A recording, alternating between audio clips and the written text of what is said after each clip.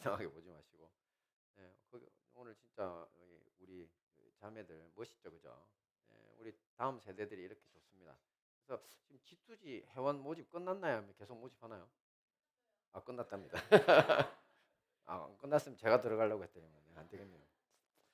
네, 하여튼 계속 이렇게 격려해 주시고 또 많은 활동을 주님 안에서 해주시면 감사하겠습니다. 네, 우리 다 같이 다시 한번 서로 환영하는 인사하겠습니다. 예수님의 이름으로 환영합니다. 예수님의 이름으로 사랑하고 축복합니다. 반갑습니다. 사랑하고 축복합니다. 네, 오늘 본문 말씀은 요한복음 1장 1절만 함께 보겠습니다. 다 같이 봅니다. 시작. 태초에 말씀이 계시니라. 이 말씀이 하나님과 함께 계셨으니 이 말씀은 곧 하나님이시니라. 아멘. 네, 요즘 묻지마 살인 사건, 경제 불황, 전쟁의 소식 등 흉흉한 소문이 온 세상을 뒤덮고 있습니다. 자, 이런 때에 우리 그리스도인들은 어떻게 살아야 할까요? 구약 시대에는 선지자들이 나타나서 갈 길 몰라 방황하는 세상에 생명의 길을 제시했습니다. 오늘날은 교회와 성도 한 사람 한 사람이 그 선지자로서의 사명을 감당해야 하는데요. 구약의 선지자들에게 사명이 부여될 때 이 성경은 누군가에게 누구누구에게 말씀이 임하니라 이렇게 기록하고 있습니다. 이 선지자들이 선지자일 수 있었던 이유가 바로 여기에 있었던 것입니다. 이것은 오늘날 우리에게도 마찬가지입니다. 우리에게도 말씀이 임해야 합니다. 그래야 우리도 살고 선지의 사명을 이 세상 가운데 감당할 수 있기 때문입니다. 자, 그렇다면 어떻게 해야 하나님의 말씀이 우리에게 임할 수 있을까요? 고대 이스라엘 나라 출애굽의 지도자 모세는 누가 우리를 위해 하늘에 올라가서 이 말씀을 가지고 내려올까? 또 누가 바다를 건너가서 그것을 가져올까? 이렇게 걱정할 필요가 전혀 없다고 말하면서 다음과 같이 선포합니다. 함께 봅니다. 시작. 오직 그 말씀이 내게 매우 가까워서 내 입에 있으며 내 마음에 있은즉 내가 이를 행할 수 있느니라. 아멘. 그렇습니다. 이 말씀은 지금으로부터 대략 1500년 전의 말씀인데요. 그 당시 이 모세가 직접 시내산에 올라가서 하나님의 말씀을 받아와서 이스라엘 백성들에게 전해 주었기 때문입니다. 그래서 이렇게 이야기를 하는데 이런 역사는 인류 역사상 하나님의 말씀을 직접 받은 이런 민족은 고대 이스라엘 외에는 아예 없었습니다. 이 전무후무한 축복을 이 민족이 받았던 것인데요. 그런데 오늘날 우리는 이때보다 사정이 사실 더 좋습니다. 이 신구약 성경이라는 형태로 이미 하나님의 말씀이 우리 곁에 있기 때문입니다. 게다가 지금 보시는 것처럼 손에 들고 다니는 성경뿐 아니라 요즘은 스마트폰에 어플도 깔려 있고 또 유튜브를 통해서 음성으로 드라마처럼 들을 수도 있습니다. 바로 하나님의 말씀이 우리 곁에 있는 겁니다. 다만 이 말씀을 우리 입술과 마음에 두고 그것을 실천하며 살고 있는가는 사실 별개의 문제입니다. 당시 이스라엘 백성들도 똑같은 문제를 겪고 있었습니다. 하늘에서 직접 주어진 말씀이 바로 곁에 있었지만 그들 중 대다수는 이 말씀을 무시하고 저주의 인생을 살아가다가 사막에서 죽고 흙먼지로 돌아갑니다. 오늘날 교회 역시 마찬가지인데요.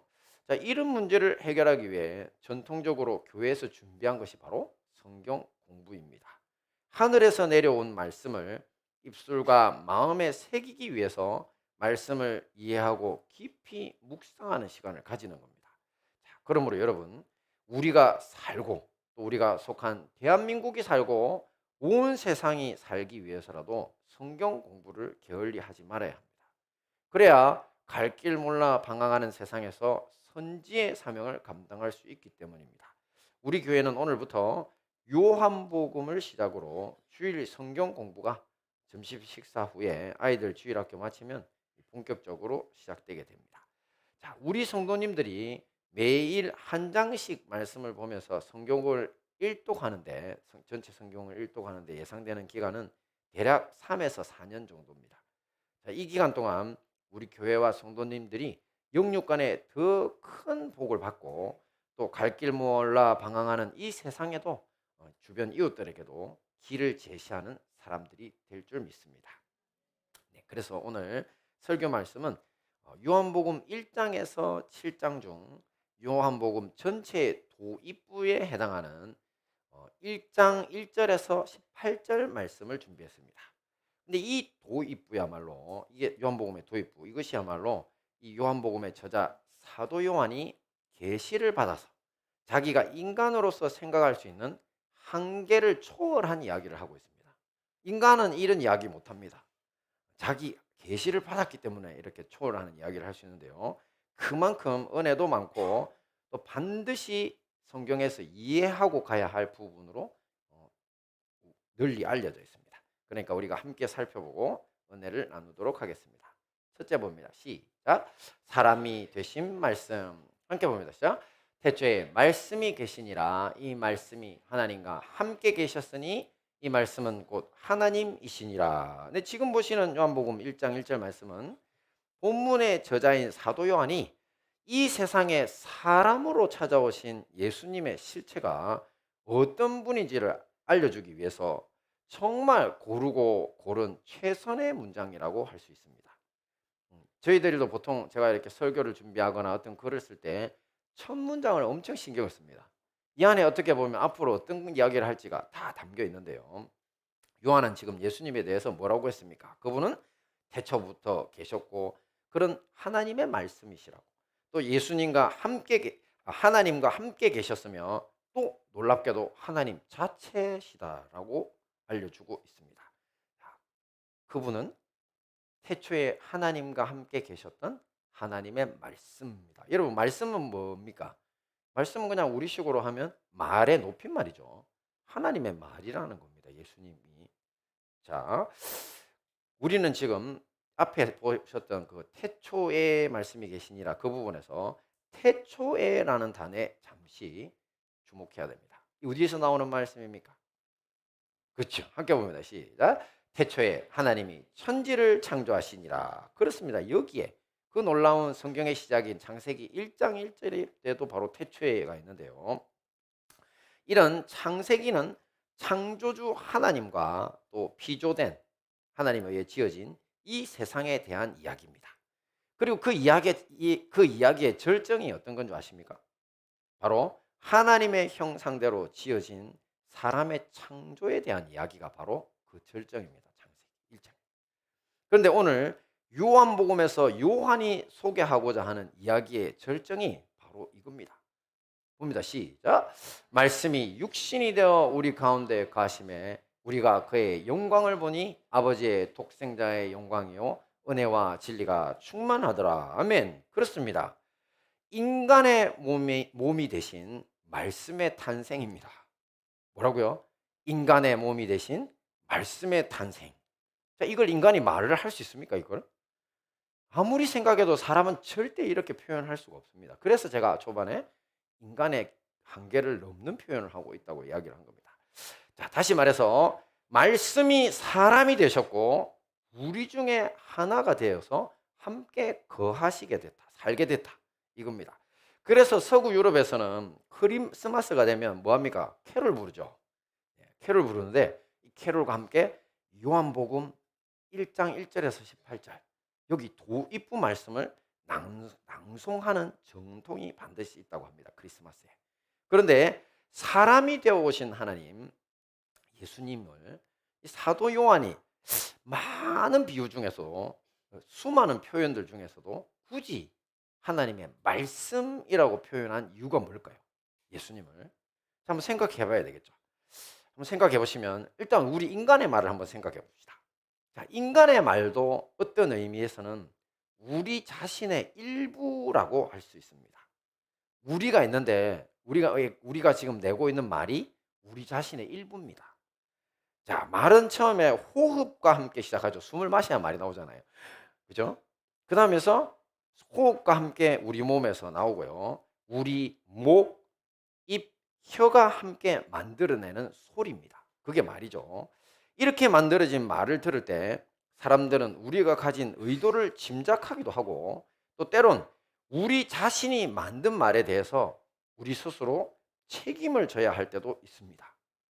자, 이러니 우리가 만들어내는 말은 우리 자신의 일부라고 하는 겁니다. 그리고 우리가 만들어낸 말에는 새로운 상황을 창조하는 생명력도 있습니다. 자, 예를 들어서 누군가 다른 사람을 향해 I love you. 나는 당신을 사랑합니다. 라고 하거나 반대로 I hate you. 나 당신이 미워요, 싫어요. 이렇게 말을 한다고 한번 생각해 보세요. 자, 그리고 어떤 회사 사장님이 있는데 자기 직원 중 한 사람을 불러다가 나는 당신과 함께 할 수 없으니까 당신 오늘 해고해요.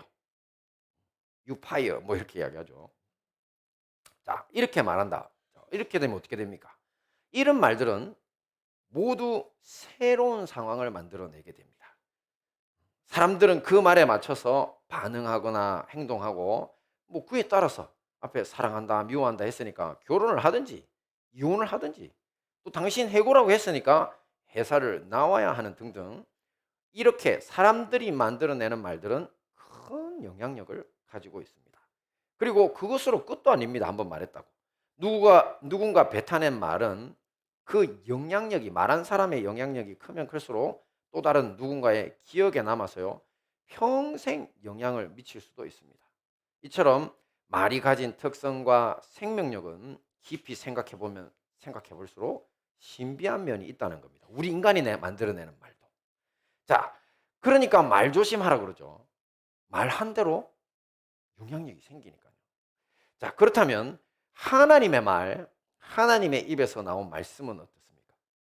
구약 성경을 보시면 여호와 하나님은 항상 말씀을 통해 일하신다는 걸 알 수 있습니다. 같이 봅니다. 시작. 여호와의 말씀으로 하늘이 지음이 되었으며 그 만상을 그의 입 기운으로 이루었도다. 그렇습니다. 지금 보시는 시편 33편 말씀은 하나님이 말씀으로 온 세상을, 온 우주를 창조하셨다는 겁니다. 또한 다음과 같이 말씀하십니다. 같이 봅니다. 시작. 모든 육체는 풀이요 그의 모든 아름다움은 들의 꽃과 같으며 푸른 마르고 꽃이 시들면 여호와의 기운이 그 위에 붑니다. 이 백성은 실로 풀이로다. 푸른 마르고 꽃은 시드나 우리 하나님의 말씀은 영원히 서리라. 아멘. 다 시들어 버리는 건 뭐라고요? 풀과 꽃과 이 백성 인간들입니다. 하지만 영원히 살아남는 존재는 뭐라고요? 하나님의 말씀이라는 겁니다. 또 봅니다. 시작. 이는 비와 눈이 하늘로부터 내려서 거리로 되돌아가지 아니하고 땅을 적셔서 소출이 나게 하며 싹이 나게 하며 파종하는 자에게는 종자를 주며 먹는 자에게는 양식을 줌과 같이 내 입에서 나가는 말도 이와 같이 헛되이 내게로 되돌아오지 아니하고 나의 기뻐하는 뜻을 이루며 내가 보낸 일에 형통함이니라. 아멘. 어떻습니까, 여러분? 하나님의 입에서 나온 말씀은 하늘에서 내려와 땅을 적시고 사람들에게 생명의 양식을 만들어주는 비와 눈처럼 이 창조 세계에 생명을 주고 하나님의 뜻을 이룬다고 하십니다. 하나님의 입에서 나온 말씀이. 그래서 오늘 본문인 요한복음은 다시 다음과 같이 선포합니다. 같이 봅니다. 시작. 만물이 그로 말미암아 지은 바 되었으니 지은 것이 하나도 그가 없이는 된 것이 없느니라. 그렇습니다. 하나님에게서 나와 천지를 창조하신 말씀. 그 창조 세계에 생명을 주고 하나님의 뜻을 이루며 영원히 살아남을 존재로서의 말씀이 바로 누구다? 예수님이라는 것을 그것을 알려주기 위해서 요한복음이 예수님을 말씀이라고 표현한 것입니다. 그러므로 사도 요한이 요한복음의 도입부에서 이런 창조의 말씀이 우리에게 사람이 되어 찾아오셨다 이렇게 선언하는 것은 앞으로 어떤 이야기가 펼쳐질 거라는 걸 이야기해 주고 있습니까? 그것은 다름 아닌 새롭게 일하시는 창조주 하나님에 관한 이야기가 요한복음이다라는 겁니다. 할렐루야. 자, 왜냐하면 참되고 선하신 하나님이 창조하신 세상이 어떻게 됐다? 타락해 버렸거든요. 그래서 그 세상을 창조하셨던 말씀이 신이 인간이 되어 오셔서 새로운 창조를 이루시겠다는 이야기가 요한복음이고 사실은 모든 복음서고 모든 성경의 대주제입니다. 자, 다음 봅니다. 다음 봅니다. 시작. 빛과 어둠. 네, 말씀 함께 봅니다. 시작. 그 안에 생명이 있었으니 이 생명은 사람들의 빛이라. 네, 예수님을 말씀이라고 소개했던 사도 요한이 다시 예수님을 빛이라고 이번에는 소개하고 있죠. 말씀 함께 볼까요? 시작. 태초에 하나님이 천지를 창조하시니라. 네, 역시 창세기 1장으로 돌아왔는데요. 창세기 1장 1절에서 보시면 처음 하나님이 창조하셨던 세상은 하늘과 땅이 함께 창조되어 있다는 거죠. 그럼 이게 어떤 전제가 있냐면 함께 창조했으니까 함께 연결되어 있던 세상이라는 것을 말해주는 겁니다. 자, 하지만 1장 2절을 보겠습니다. 시작.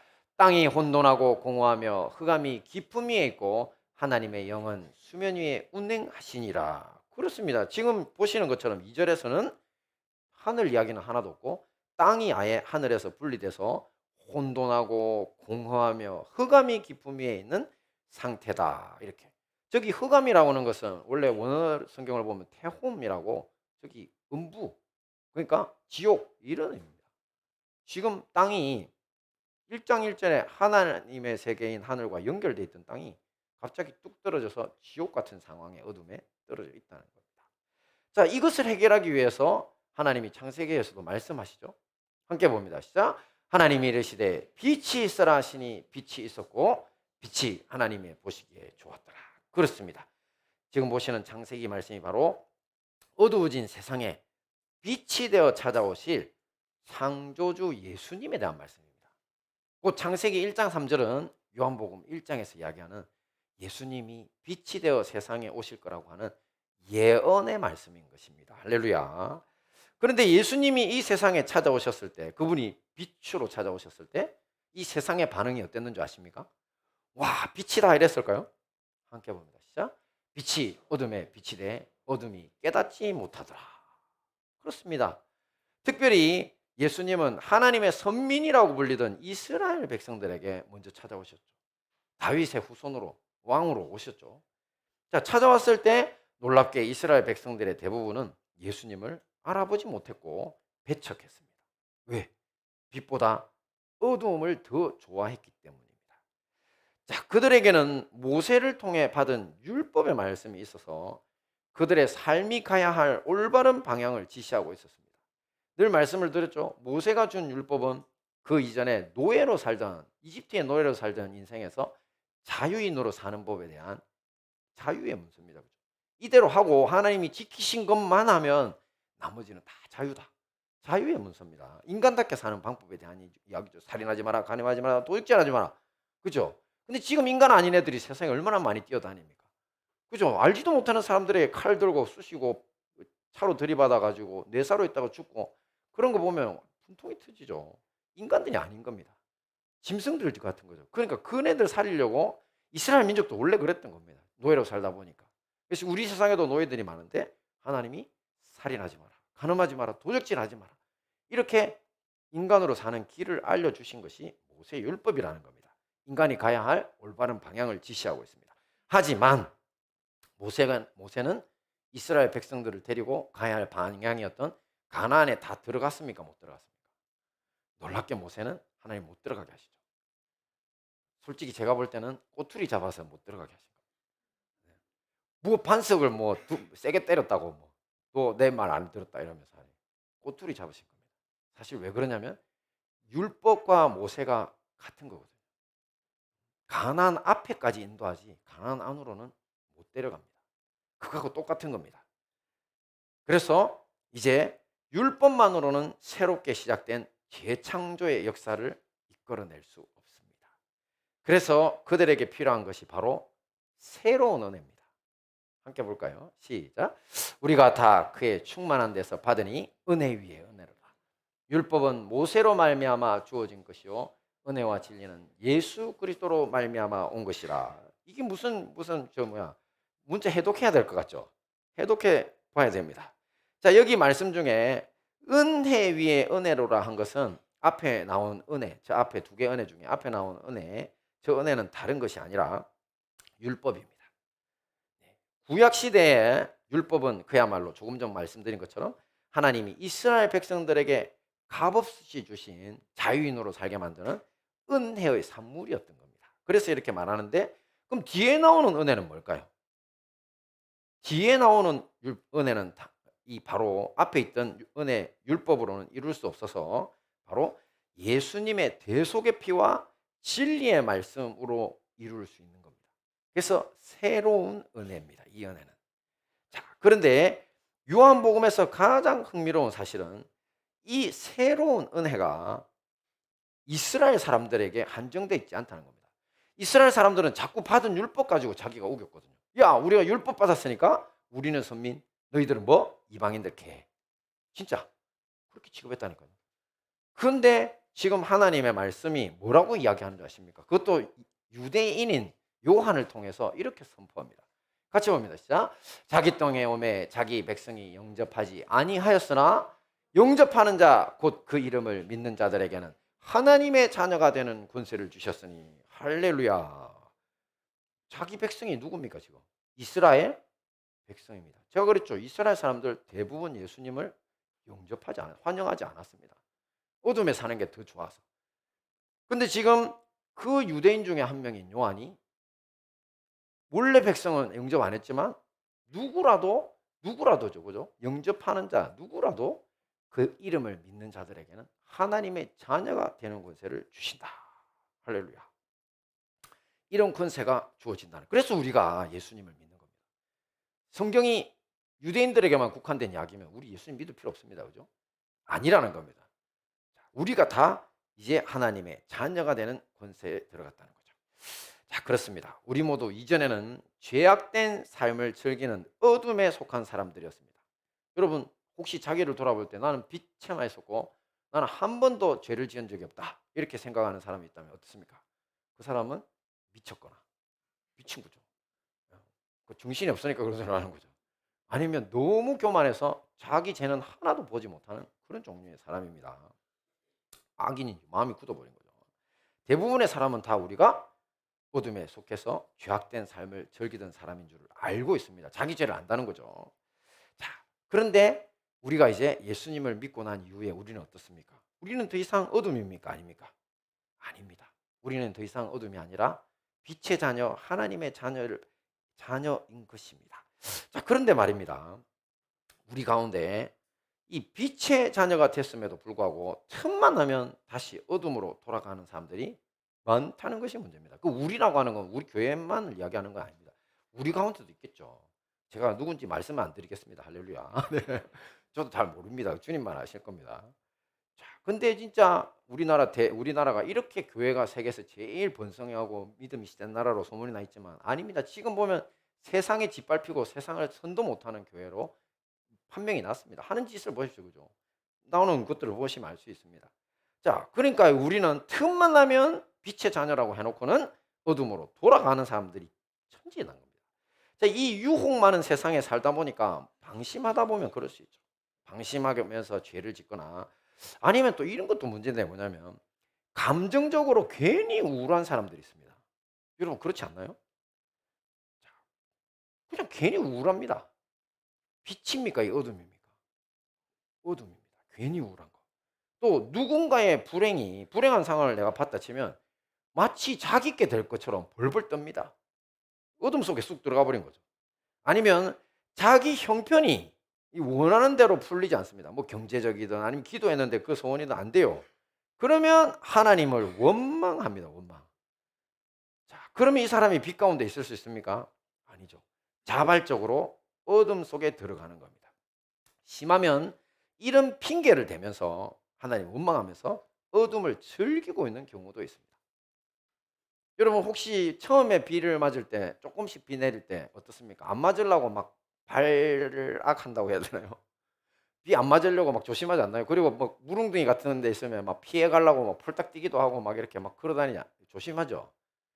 근데 막 비를 이제 한 맞고 한 30분, 40분 열심히 걷다 보면 그냥 비도 막 계속 우산도 없다. 그럼 어떻게 됩니까, 여러분? 그때는 그냥 비를 즐기고 웅덩이마다 발로 차고 다니죠. 그렇지 않나요? 어릴 때 우리 그랬잖아요. 그렇죠. 그러니까 이겁니다, 바로. 처음에는 자기도 빛이니까 어둠에서 좀 멀어지려고 반항을 하다가 나중에는 어둠을 즐기면서 산다는 겁니다.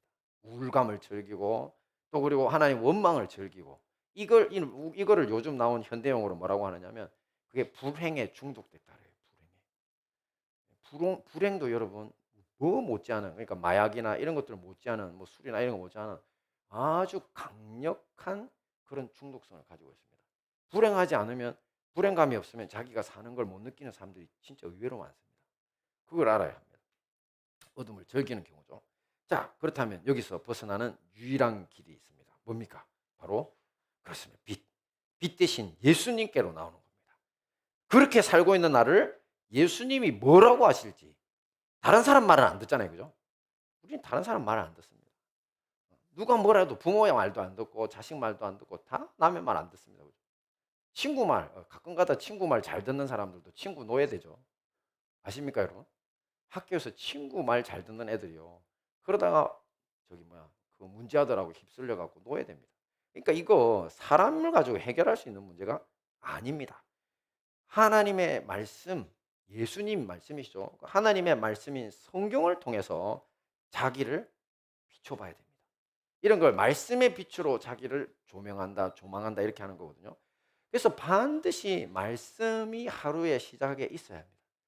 그래야지 그 말씀의 빛으로 자기를 보면서 자기를 고칠 수 있다는 거죠. 자, 그렇게만 되면 반드시 주님이 말씀해 주실 것이고, 또 그것을 따라 여러분들은 회개하시고 그 어둠에서 나오기만 하면 되는 것입니다. 그러므로 여러분, 우리 모두 빛 대신 말씀을 통해 죄악된 어둠의 일을 버리고 빛의 자녀, 하나님의 자녀로 살기에 힘써야 할 것입니다. 아멘. 말씀 정리하겠습니다. 오늘 우리는 요한복음의 도입부에 해당되는 1장 1절에서 18절까지의 말씀을 통해 어떤 사실을 알게 됐죠? 두 가지였죠. 첫째, 사람이 되신 말씀. 그렇습니다. 요한복음의 저자 사도 요한은 창세기 창조의 말씀이 사람이 되어 우리에게 찾아오셨다고 선언하고 있고, 이 점에서 앞으로 요한복음 이야기는 타락해버린 이 세상을 위해 새롭게 일하시는 창조주 하나님이신 예수님에 관한 이야기라고 했습니다. 두 번째는요, 빛과 어둠이었죠. 예수님은 창세기의 예언대로 어두운 세상에 빛이 되어 찾아오셨지만 이스라엘 백성들은 어둠을 더 사랑했고 그들에게 있는 율법만으로는 이것을 해결할 수 없어서 예수님을 통해 새로운 은혜가 주어졌는데요. 이 은혜는 예수님을 믿는 우리와 같은 모든 이방인들에게 다 열려 있다고 했습니다. 그래서 이제 우리는 더 이상 이방인이 아니라 영적인 이스라엘이라고 불리는 겁니다. 이 모든 말씀으로 새 창조를 이루시는 예수님을 발견하시고 어둠에서 나와 빛의 자녀로 승리하시는 우리 행복한 다니엘 교회와 형제교회 성도님들 되시기를 축원합니다. 아멘.